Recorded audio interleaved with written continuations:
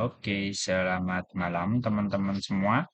Kita kembali lagi di kelas Lab Advance 2. Nah, di mana kita ini setelah masuk ya ke minggu-minggu online di minggu kuliah kelima dan keenam gitu ya. Nah, kalau saya lihat ya, berdasarkan polling kelas tuh kalian lebih suka kalau kita belajarnya pakai video YouTube ya, berdasarkan hasil voting. Oke. Nah, maka dari itu saya coba buatin video untuk kalian semua seperti ini, teman-teman ya. Oke. Sekarang kita ini em, jadwal pembelajarannya sudah masuk ke section 4, teman-teman ya, untuk Lab Advance 2-nya. Nah, di section 4 ini kita akan belajar tentang allocation and depreciation of difference between implied value and book value. Nah, pada intinya, teman-teman ya, di materi kali ini tuh kita mau coba membahas tentang alokasi dan juga depresiasi yang nantinya bakal muncul, teman-teman ya, dari pengalokasian atas difference between implied value dan book value ini. Oke. Nah, untuk videonya sendiri sih saya mau coba bikin ke dalam dua bagian, teman-teman ya. Yang pertama itu tentang pembahasan catatan secara singkat, ya. Nggak singkat-singkat juga sih. Intinya saya akan coba menerangkan lah ya, materi yang akan kita bahas tuh seperti apa konsepnya gitu, teman-teman ya. Lalu yang bagian kedua adalah tentang pembahasan problemnya itu sendiri. Oke. Nah, cuman teman-teman, kalau misalnya kalian langsung nonton ya video pembahasan problemnya, dan kalian merasa ini konsepnya seperti apa ya, bisa jadi seperti ini perhitungannya. Nah, maka teman-teman saya rasa penting gitu ya untuk menyimak pembahasan catatannya terlebih dahulu ya, supaya teman-teman tahu konsep perhitungannya beserta dengan jurnal-jurnal yang bakal nanti kita coba bikin teman-teman kayak gitu. Oke. Nah, untuk eh, permulaan gitu ya. Di sini saya juga coba udah tulisin dan buatin catatan untuk kalian semua. Nah, coba di sini kalian simak ya. Di dalam materi ini, kan teman-teman tahu ya, pada saat dulu tuh kita mau bikin CAD schedule, ya, mau bikin CAD schedule. Nah, pasti kan akan muncul tuh ya, difference between implied value dan book value. Ya, perbedaan antara uang yang kita investasikan, kalau di 100% kan, beserta dengan book value atas equity yang dimiliki oleh si subsidiary, teman-teman. Ya, itu biasanya bakal timbul perbedaan. Kalau kita investasinya di implied value kan dan ketemu rugi, maka biasanya kita akan alokasiinnya ke goodwill teman-teman ya, di mana goodwill itu identik dengan kata rugi. Sedangkan kalau misalnya difference kita itu timbulnya malah profit atau untung gitu ya, maka kita akan catat dia sebagai gain on acquisition. Itu biasanya seperti itu teman-teman. Oke. Nah, cuman kalau misalnya kalian ingat dulu gitu ya di pertemuan 2 atau 3 gitu ya, difference ini bisa dialokasikan nggak cuman ke goodwill atau kepada gain on acquisition saja, teman-teman. Tapi bisa juga kepada aset-aset lainnya. Masih ingat kan ya? Kita bisa nambahin nilai land, building, dan sebagainya gitu ya. Tergantung apa yang mau kita alokasiin. Oke, jadi nggak harus goodwill melulu yang dapat alokasi difference-nya. Nah, ini penjelasan singkatnya ya. Cara untuk mengalokasikan difference ini ada dua. Ya, yang pertama ini mengalokasikan difference tersebut untuk menyesuaikan nilai wajar dari aset dan liabilities secara individu milik si subsidiary-nya pada tanggal akuisisi. Nah, ini kita nggak harus ke goodwill teman-temannya, bisa juga untuk menyesuaikan fair value aset dan liabilities. Lalu yang kedua, jika masih ada saldo difference yang tersisa, maka teman-teman dapat alokasiinnya ke goodwill ya.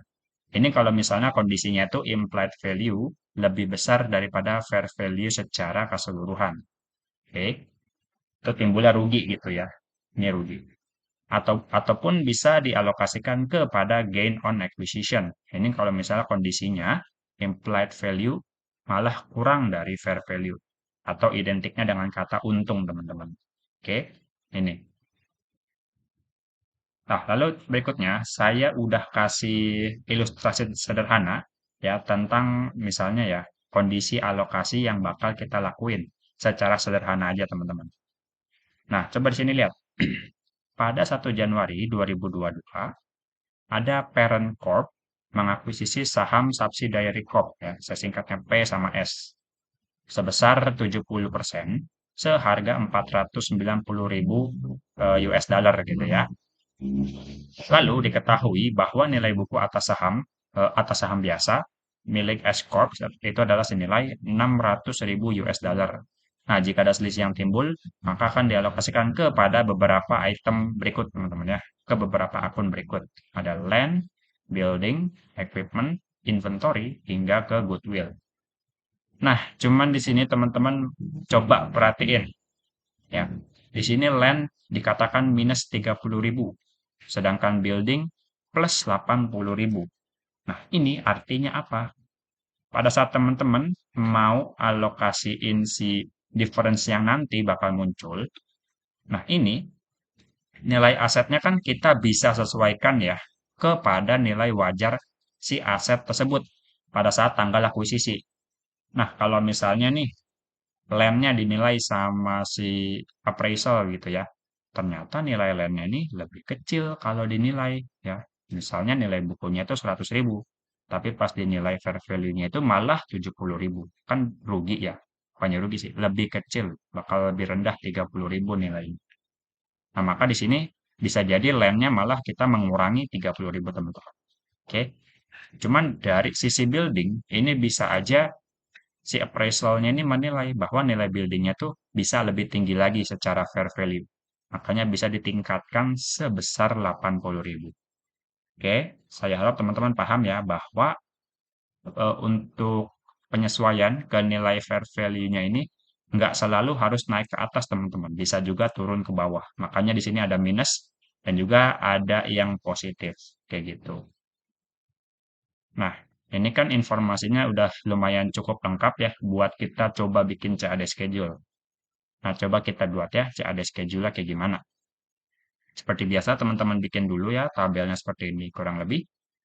Ada CAD schedule, parent, NCI, hingga ke total. Oke. Nah, di sini teman-teman tulis dulu berapa implied value-nya. Yang pertama kalian tulis dari sisi parent terlebih dahulu. Nah, dari sisi parent kan kita ngeluarin sumber dayanya itu untuk mengakuisisi si subsidiary senilai 490.000. Oke, teman-teman tulis di sini. Dan juga jangan lupa ditulis ya, persentasenya berapa yang kalian dapat. Nih, di sini, sebesar 70%. Lalu teman-teman cari deh, totalnya berapa. Tinggal dibagi 100% nih, angka 490.000-nya. Ketemu deh, totalnya 700.000. Dan kalian berikutnya mencari NCI. Oke, tinggal diselisin aja. Lalu berikutnya, kita tulis berapa book value of equity-nya. Nah, kebetulan di sini kita dikasih tahu nih langsung, hanya ada satu item aja, yaitu saham biasa, senilai 600.000. Oke, kalian tulis di totalnya ini 600.000. Lalu kalau misalnya kalian kalau mau alokasiin ya, parent berapa, dan juga NCI-nya berapa, kalian bisa cari di sini. Cuman kalau enggak juga nggak apa-apa. Ini sih penting nggak penting teman-teman ya. Kalau mau dibikin oke, enggak juga nggak apa-apa. Ya, gitu. Lalu berikutnya, kita cari difference-nya. Ya, itu kalian tinggal selisih aja nih, 700 dikurang 600.000. Ketemulah difference-nya 100.000. Nah, baru deh berikutnya, kita akan alokasiin si difference-nya ini yang nilainya 100.000 ke akun-akun berikut ini. Ya, kita coba mulai dulu dari land. Nah, di sini kan land-nya dibilang nih, nilainya mau disesuaikan minus 30.000. Artinya kita mau turunin nilai land-nya.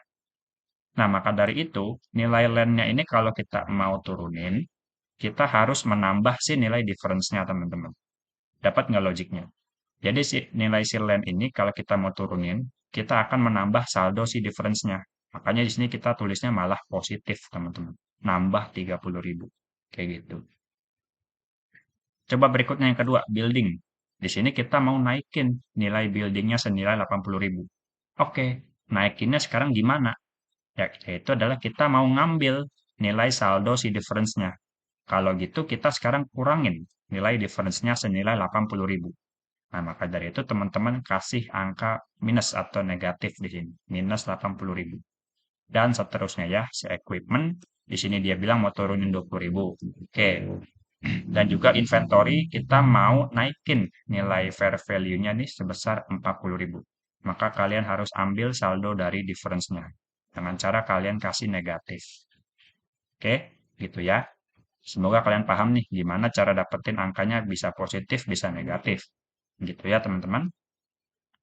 Nah, kalau udah, kalian coba totalin dulu nih. Balance-nya masih ada sisa nggak? Kalau masih ada sisa, di sini kita bakal alokasiin ke goodwill nih. Makanya di sini goodwill tanda tanya saya bikin ilustrasinya teman-teman kayak gitu. Nah, kalau udah goodwill-nya berarti kita alokasiin aja nih seluruh sisanya sebesar 30.000. Dan ketemu balance-nya 0. Oke. Nah, kalau udah kayak begini, kita bisa lanjut ya.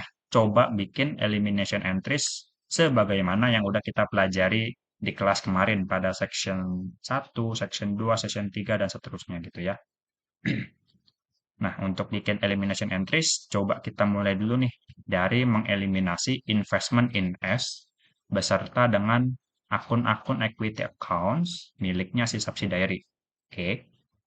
Nah, yang pertama, coba kita eliminasi terlebih dahulu nih si equity yang dimiliki oleh subsidiary. Di sini kan dia bilang cuma punya saham biasa. Oke, maka teman-teman tulis common stock-nya senilai 600.000 nih. Ya, kebetulan emang cuma satu item saya bikinnya, supaya memudahkan. Nah, lalu berikutnya kita lihat difference-nya ini kan timbulnya di sini ya lebih besar, sorry, ada selisihnya selisih surplus gitu ya. Nah, maka di sini kita kasih difference-nya di sisi debit senilai 100.000 US dollar. Oke. Dan berikutnya kita coba taruh akun investment in S-nya ini dari kolom parent di sini 490.000 di sisi kredit dan juga NCI di sisi kreditnya 210.000. Oke, dapat ya angkanya semua dari mana? Coba kita cek nih, ini sudah balance belum? Debit dan kreditnya. Nah, sudah balance-nya sama-sama 700.000. Oke, berikutnya. Yang biasanya kita akan eliminasi berikutnya adalah si difference-nya ini, teman-teman. Oke, sekarang coba kita eliminasi si difference-nya. Ini teman-teman tinggal berpaku kepada angka-angka yang ada di CAD schedule ini, yang udah kita coba buat tadi. Dari land sampai ke goodwill. Oke. Nah, cuman teman-teman jangan sampai salah membaca nih ya. Jangan sampai keliru. Ini land-nya taruh di sebelah debit atau kredit. Intinya coba teman-teman perhatikan lagi ke soalnya. Kita ini mau menaikkan atau menurunkan nilai dari aset-aset di atas ini. Nah, di sini kan kita tulis nih bahwa land-nya mau kita turunin sebesar 30.000. Nah, kalau kalian mau turunin nilai land, kalian harus taruh di sisi kredit teman-teman. Land-nya senilai 30.000. Oke, begitu juga dengan akun-akun lainnya. Buildingnya mau kita naikin 80.000. Oke, kita taruh di sebelah debit. Lalu berikutnya, equipment-nya mau kita turunin. Turunin sebesar 20.000. Maka teman-teman tulis 20.000 di sini, di kredit. Dan seterusnya ya, inventory kita mau naikin 40.000. Dan sisanya di sini ada goodwill. Goodwill-nya kebetulan kita bisa surplus ya. Artinya kita taruh di sebelah debit. Senilai 30.000. Oke. Nah, jangan lupa nih, difference-nya kalian tulis juga. Ya, difference-nya sekarang kalian offset di sebelah kredit. Nah, coba kita cek ini udah balance belum? Nilainya 150.000. Ini sudah balance ya. Berarti sudah benar nih alokasi atas difference kita. Oke, sampai situ kan masih sama nih pembahasannya sama kayak minggu-minggu kemarin sectionnya. Sekarang yang jadi masalah apa? Yang jadi masalah utamanya itu apa teman-teman? Sorry. Nah, yang jadi masalahnya ini adalah ketika aset-aset depreciable ataupun amortizable aset ini kita kasih alokasi teman-teman. Ya, kalau aset-aset ini yang bisa didepresiasi dan juga diamortisasi, kita kasih alokasi, maka nanti nilai asetnya ini di laporan keuangan konsolidasian bakal berbeda, teman-teman. Ya, nggak akan sama lagi seperti yang ada di angka laporan keuangan tunggal miliknya si subsidiary. Karena nilainya bakal berubah setelah kita kasih peningkatan 80.000 ini untuk si building dan juga penurunan nilai equipment-nya ini sebesar 20.000 gitu. Jadi nggak akan sama. Nanti berpengaruhnya kemana? kepada beban depresiasi ataupun beban amortisasinya teman-teman. Nah, itu bakal ngaruhnya ke situ ya. Nah, sampai situ saya harap teman-teman dapat ya konsepnya. Ini bakal jadi matter atau isu utama kita nih untuk building equipment dan juga aset-aset yang bisa didepresiasi lainnya. Oke. Nah, next coba kita lihat nih ya. Ini ada catatan singkat ya tentang efek dari difference terhadap consolidated net income ya. Nah, di sini coba teman-teman perhatikan ya. Alokasi atas difference terhadap depreciable atau amortizable assets ini mengakibatkan perlunya adjustment dalam memperhitungkan net income pada periode saat ini dan juga di masa mendatang. Oke, nanti kita akan melakukan adjustment nih, karena tadi sempat nilai building sama equipment-nya ini kita ubah teman-teman, kita kasih alokasi. Oke, nanti berpengaruhnya ke situ, ke adjustment dalam beban depresiasi. Oke, nah ini sekalian membahas yang poin kedua. Ya, lalu poin yang ketiga, adjustment ini diperlukan untuk menunjukkan perbedaan saldo depresiasi atau amortisasi yang dicatat oleh subsidiary dengan saldo yang tepat menurut Consolidated Carrying Value. Nah, jadi, kan tadi saya sempat singgung ya, ini building kita kasih kenaikan 80.000, equipment kita kasih penurunan 20.000. Ini bakal ngaruhnya kepada laporan keuangan konsolidasian teman-teman. Nilai building sama equipment dan juga aset-aset lain ini bakal berubah di situ. Tapi dari sisi laporan keuangan tunggal, milik si subsidiary ya, tanpa digabung, ini sih nggak akan ngaruh teman-teman. Ingat ya bahwa elimination entries ini hanya akan berpengaruhnya kepada laporan keuangan konsol yang gabungan antara parent dan juga subsidiary. Ya. Nah, maka nanti karena si nilai building sama equipment dan aset-aset lain ini berubah, maka teman-teman perlu melakukan penyesuaian atas beban depresiasinya juga. Nanti kita akan menambahkan gitu ya, beban depresiasi milik si building dan juga kita akan mengurangkan nilai beban depresiasi miliknya equipment.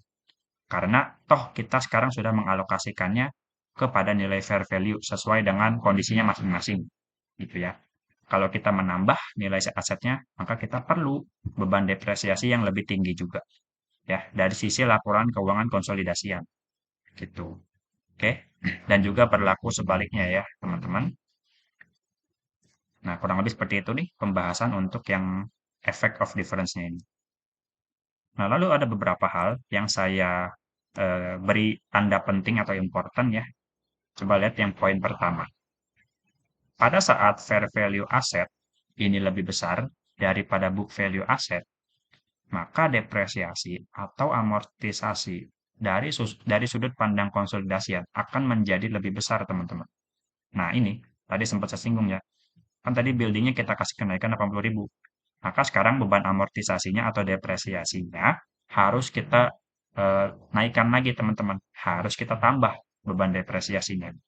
Nanti akan kita buat penyesuaiannya di elimination entries juga.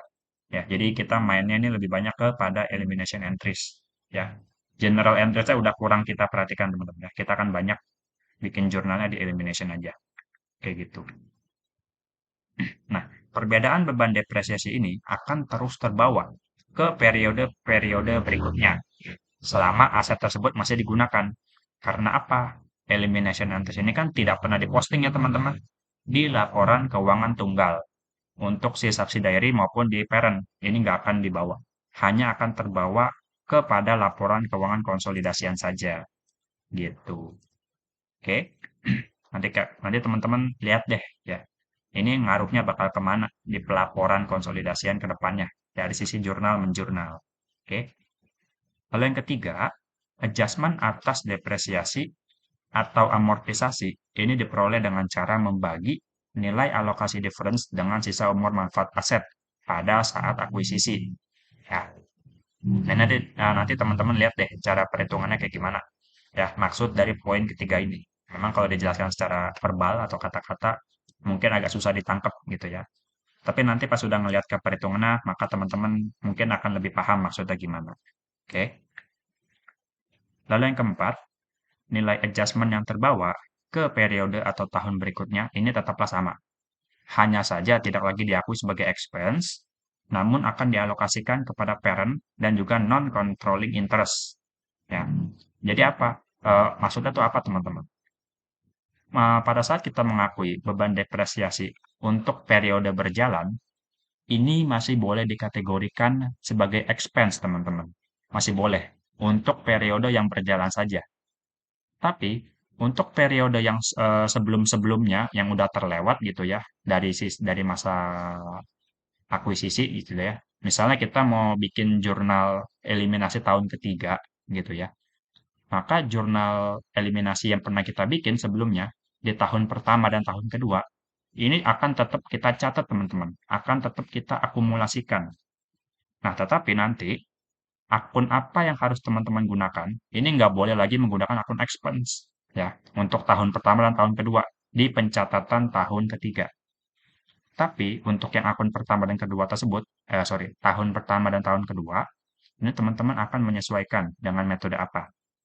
Kalau dia pakai cost method, maka teman-teman akan menggunakan akun beginning return earnings spec beserta dengan NCI yang nanti bakal muncul berapa persen dia. Oke. Kalau pakai metode complete equity, kita akan menggunakan akun investment in S. Ya. Ini masih sama dengan konsep yang ada di section 3 kemarin ya.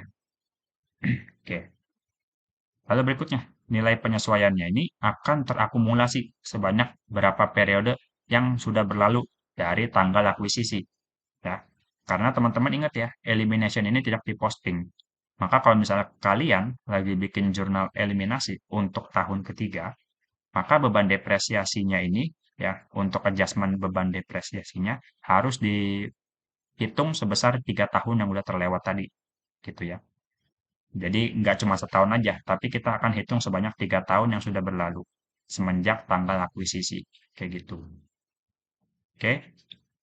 Nah, supaya lebih paham dan lebih pakem gitu ya, konsep perhitungannya gimana, jurnalnya juga gimana.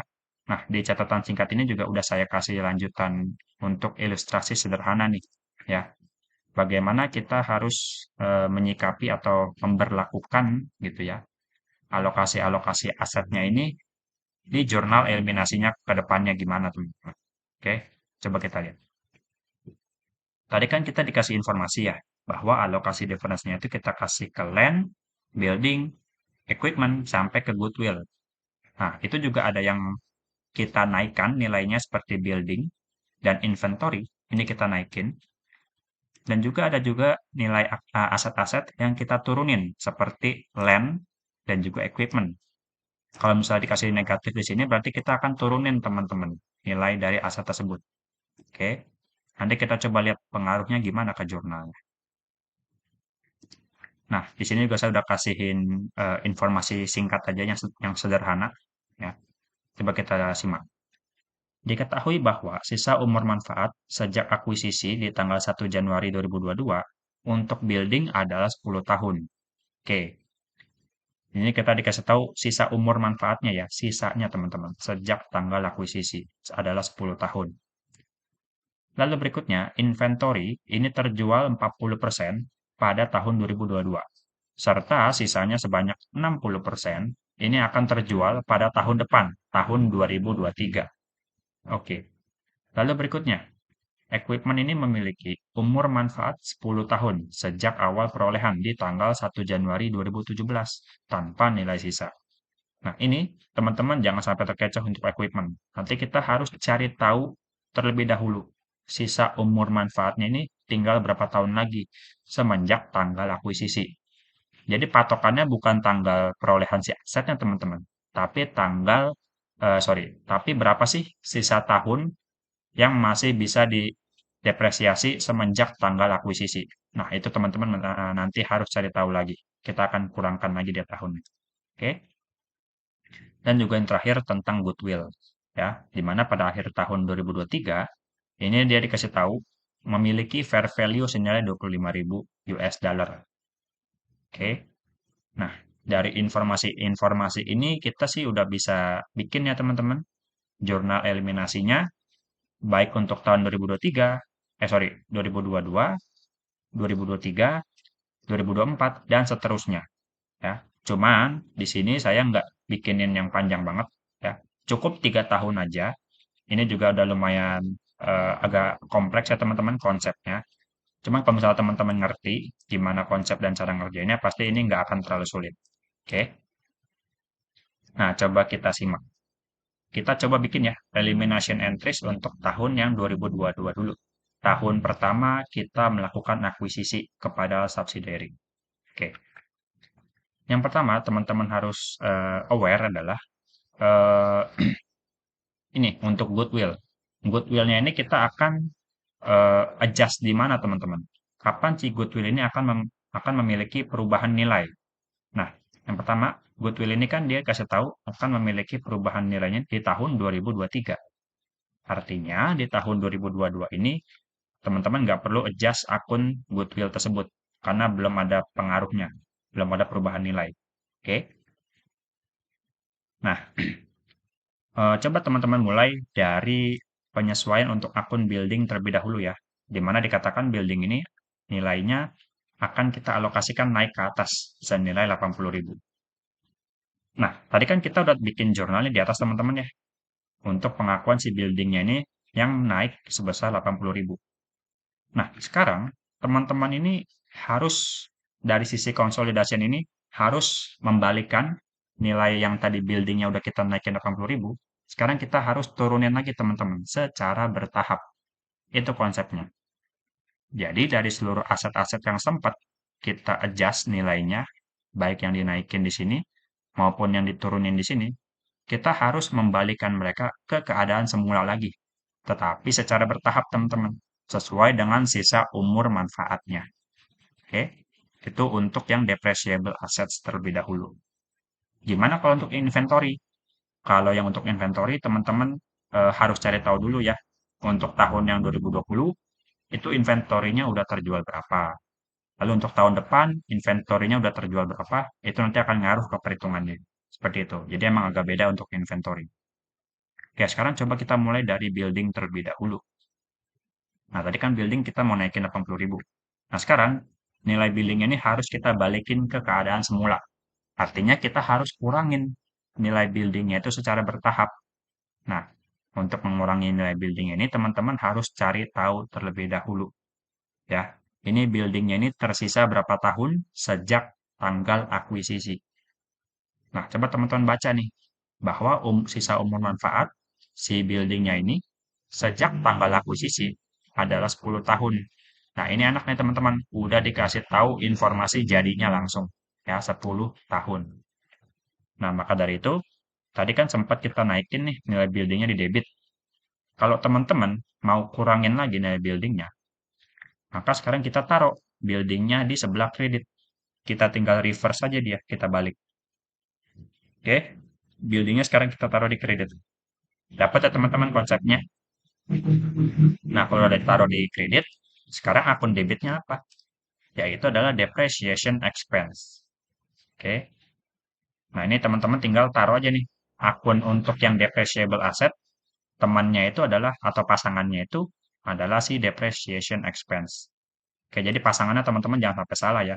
Kalau akunnya itu adalah depreciable assets, maka pasti pasangan akunnya adalah depreciation expense.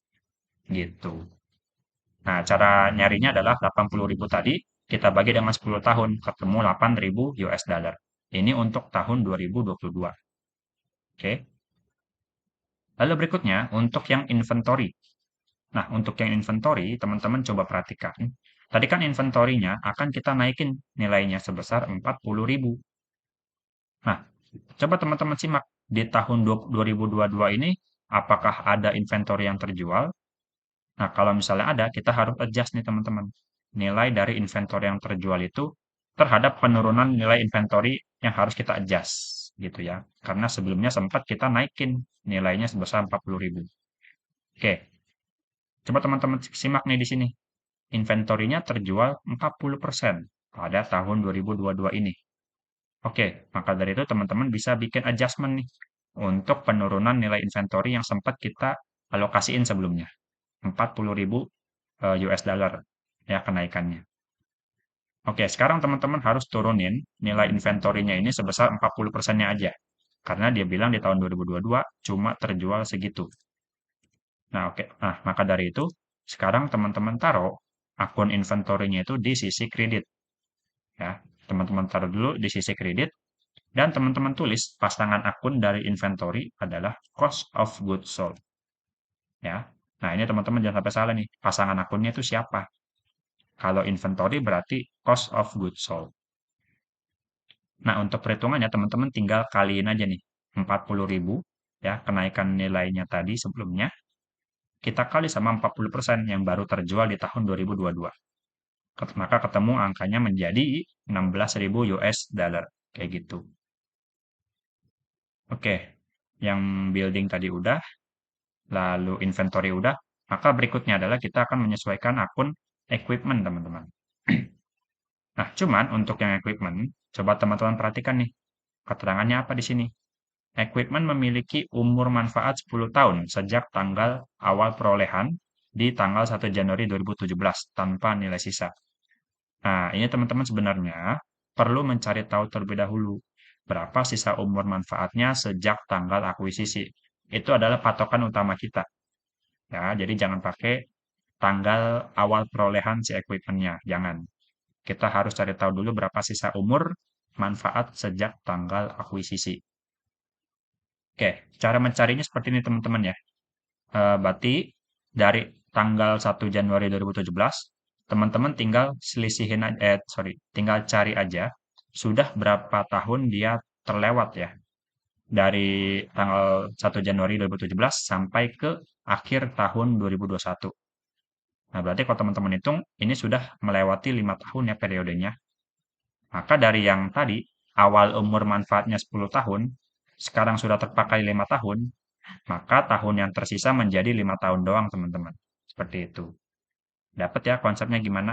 Kita mencari tahun yang tersisa sejak tanggal perolehan.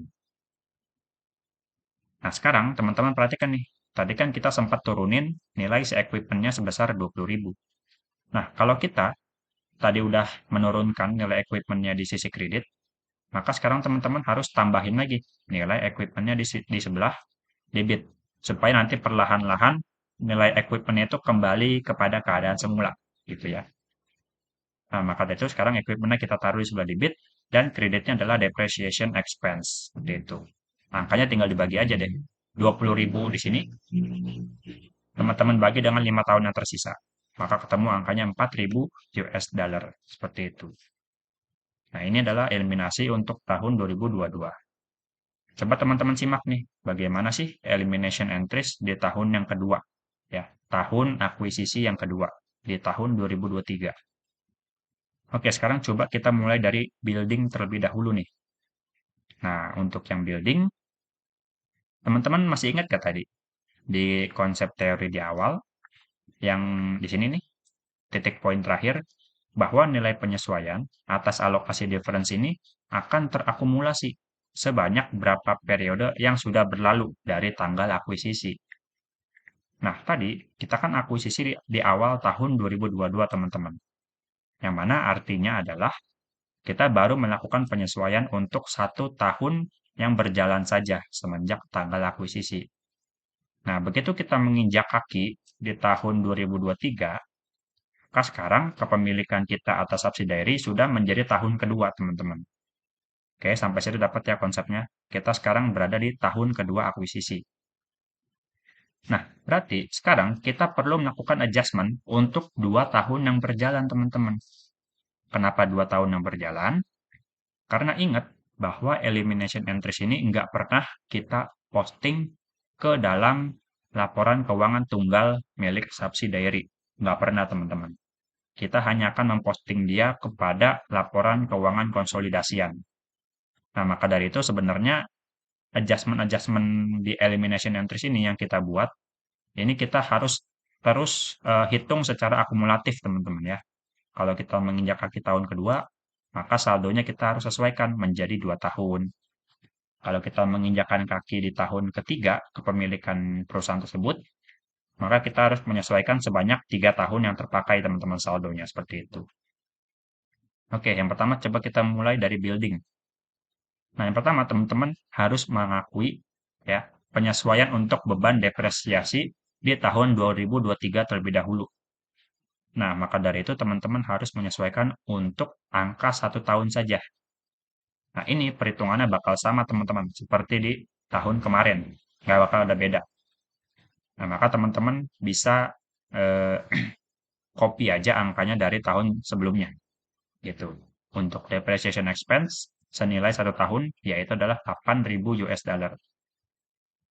Nah, lalu berikutnya, ini teman-teman harus menyesuaikan, harus menyesuaikan saldo ya benar.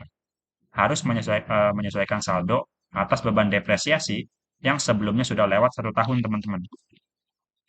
Nah, tetapi beban depresiasi yang tahun sebelumnya ini nggak boleh diakui sebagai expense karena udah beda periode. Nah, lantas bagaimana teman-teman melakukan pencatatannya untuk depreciation expense tahun lalu tersebut? Teman-teman harus menggunakan akun beginning REP ataupun investment in S gitu. Tergantung metode apa yang kalian pakai. Apakah metode cost atau metode complete equity. Nah, jadi ini nanti tergantung metodenya. Nah, ini teman-teman hanya boleh akui sebesar ownership-nya ini berapa persen atas si subsidiary. Lalu berikutnya, teman-teman tinggal hitung aja sisa kepemilikan yang tidak teman-teman miliki menjadi NCI sebesar 30% kalau di ilustrasi ini. Kayak gitu. Maka untuk mencari si beginning REP ini atau si investment in S-nya ini, teman-teman tinggal hitung ulang nih, 8.000 rupiah, 8.000 US dollar kalian kali dengan 70% ownership. Gitu. Lalu untuk NCI berarti 8.000 US dollar kalian kali dengan 30%. Ini untuk yang depresiasi periode sebelumnya, yang 2022. Ini perlakuannya beda di sini teman-teman. Seperti itu. Lalu untuk buildingnya, karena berarti sekarang kita ngitung building untuk penyesuaian 2 tahun, maka teman-teman tinggal totalnya aja nih. Ya, total dari semuanya kan berarti 16.000. Atau kalau misalnya mau cross check ini benar apa enggak, teman-teman tinggal kali 2 aja nih. Ya, 8.000 dikali 2 berarti ketemu 16.000. Kayak gitu. Oke, itu untuk building. Lalu berikutnya coba kita lihat untuk yang inventory. Nah, buat yang inventory, teman-teman coba perhatikan ya bahwa di inventory ini di keterangan soalnya, sorry di ilustrasinya, di tahun 2023 dibilang di sini bahwa inventory-nya akan terjual sesisanya sebanyak 60%. Oke, maka sekarang di sini cost of goods sold-nya teman-teman cukup akui sebanyak 60% aja. Berarti 40.000 dikali dengan 60% khusus untuk tahun yang berjalan. Lalu untuk COGS yang di tahun kemarin 16.000, ini harus teman-teman apain? Nah, teman-teman harus adjust dengan akun beginning RFP ataupun investment in S beserta dengan akun NCI seperti itu. Nah, dan juga jangan lupa kalian harus pecah gitu ya. Kalau untuk yang beginning RFP atau investment in S ini sebesar ownership kita dan juga NCI sebesar 30% yang kita tidak miliki. Kayak gitu. Berarti 16.000 kita kali dengan 70% dan juga 16.000 kita kali dengan 30%. Oke. Nah, berarti untuk inventory teman-teman tinggal totalnya seluruhnya sebesar 40.000. Kayak gitu. Saya harap teman-teman paham ya konsepnya. Untuk yang depreciable assets dan juga untuk yang inventory. Akunnya sedikit berbeda tapi konsepnya masih sama teman-teman ya. Harus dicari terlebih dahulu porsi ya, porsi yang boleh diakui untuk tahun ini sebagai expense. Ini berapa persen atau berapa tahun dan juga porsi atas penyesuaian tahun lalu itu berapa banyak teman-teman. Kayak gitu. Oke. Lalu berikutnya untuk yang equipment. Nah, untuk yang equipment ini sebelumnya kan kita udah hitung ya teman-teman bahwa equipment ini sebesar 4.000 setahun.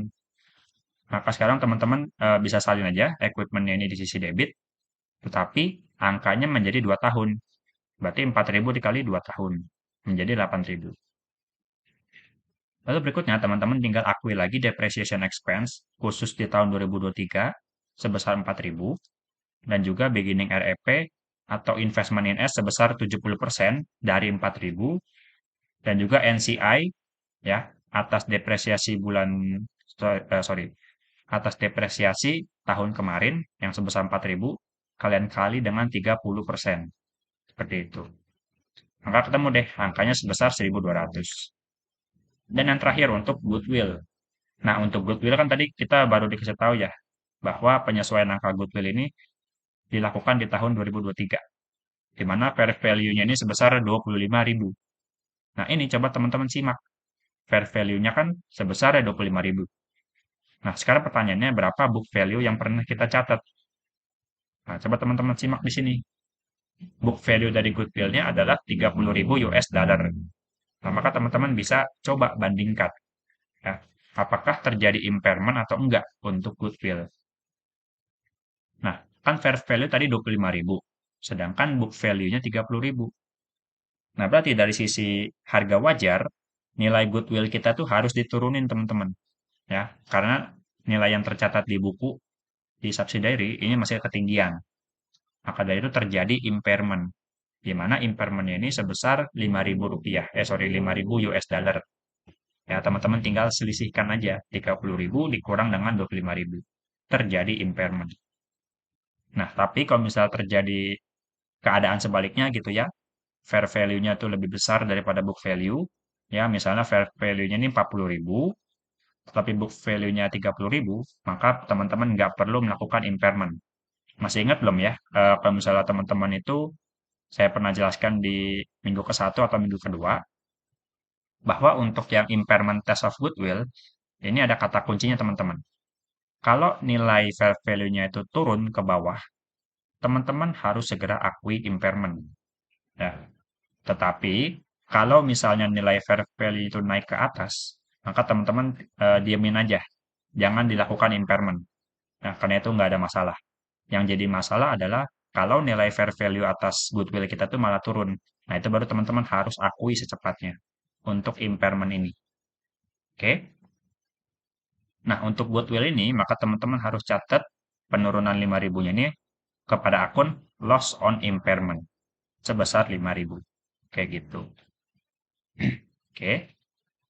Nah, sebagai penutup, coba kita lanjut ya ke eliminasi tahun ketiga atas kepemilikan kita kepada si subsidiary. Oke, berarti kita coba bikin yang tahun 2024. Nah, kita mulai coba dari yang building terlebih dahulu, teman-teman ya. Nah, untuk yang building, nah ini teman-teman masih harus tetap akui beban depresiasi untuk 1 tahun yang berjalan ini, tahun 2024 saja, di mana angkanya pasti akan selalu sama, yaitu sebesar 8.000. Oke, nah cuman yang jadi masalah adalah tahun yang sudah terlewat, ini berarti kan sudah 2 tahun ya teman-teman, tahun 2022 dan juga tahun 2023. Nah, maka dari itu, untuk beginning REP beserta dengan NCI, ini nilainya akan menjadi 2 tahun sebelumnya, teman-teman. Atau kalau misalnya mau perhitungan yang detailnya adalah 8.000 kita kali 2 periode yang udah lewat, kita kali dengan persentase ownership kita, 70%. Kayak gitu. Ya. Atau kalau mau cara cepatnya, 5.600 ini teman-teman tinggal kali 2 aja. Hasilnya bakal sama. Ya, terserah. Kalau misalnya teman-teman ngerti konsepnya yang pertama, teman-teman ikutin ya, yang perhitungan detail seperti ini. Atau kalau misalnya teman-teman udah ngerti konsepnya, langsung aja pakai yang angka tahun sebelumnya dikali 2. Kayak gitu, sama aja sih. Gak ada beda tuh. Oke. Untuk NCI juga sama. Berarti perhitungan detailnya adalah 8.000. Kita kalikan 2 periode yang udah lewat. Baru kita kali dengan 30%. Kayak gitu. Lalu untuk building, berarti building ini sudah berada di masa tahun ketiga teman-teman ya, untuk penyesuaian eliminasinya ini. Maka teman-teman tinggal kali aja nih, 8.000 dikali dengan 3 tahun yang sudah berjalan, sebesar 24.000. Oke, seperti itu. Lalu berikutnya coba kita lihat untuk inventory. Nah, untuk inventory, coba kita simak lagi soalnya ya. Bahwa untuk inventory ini dia bilang penyesuaian ini hanya ada di tahun 2022 dan di tahun 2023 ya, sesuai dengan porsi yang terjual di tahun masing-masing. Nah, berarti di tahun 2024 kita udah nggak mencatat penjualannya lagi teman-teman. Yang mana artinya bahwa inventory sebesar 40.000 ini sudah kita alokasiin secara penuh. Sorry, sudah kita sesuaikan lagi secara penuh teman-teman di periode-periode sebelumnya. Maka sekarang kita sudah tidak perlu COGS lagi teman-teman di tahun 2024. Yang perlu kita catat adalah sekarang si beginning REP beserta dengan NCI, di mana nilainya adalah berarti 40.000 kita kali dengan 70%, dan NCI adalah 40.000 kita kali dengan 30%, seperti itu. Itu untuk inventory. Itu ya teman-teman, di tahun 2024 kita udah nggak ada pengakuan COGS, karena udah tidak ada lagi keterangannya nih, di tahun 2024 ini ada yang kejual atau enggak. Maka ini sudah nggak perlu dibikin COGS-nya. Oke. Lalu berikutnya, coba kita lihat ke equipment. Untuk equipment kurang lebih bisa sama ya konsepnya dengan yang tahun kemarin. Nah, cuman equipment-nya ini sekarang kita akui penyesuaian eliminasinya ini menjadi 3 tahun, teman-teman. Berarti 4.000 di sini, ya 4.000 yang di awal kita hitung, teman-teman tinggal kali dengan 3 tahun, ketemu 12.000 angkanya. Terus teman-teman cari depresiasi ya untuk penyesuaian tahun sekarang, tahun 2024, berarti hanya satu periode, yaitu adalah 4.000 US dollar. Oke, teman-teman bisa link dari sini angkanya dari atau bisa copy. Lalu berikutnya, kita coba hitung nih, beginning REP atau investment in S-nya berapa. Maka kan teman-teman sudah tahu ya, ini kan periode yang yang sudah lewat, yaitu adalah 2 tahun ya, 2022 dan juga 2023. Nah, maka 4.000 dikali 2, dan teman-teman tinggal kali dengan 70% kepemilikannya.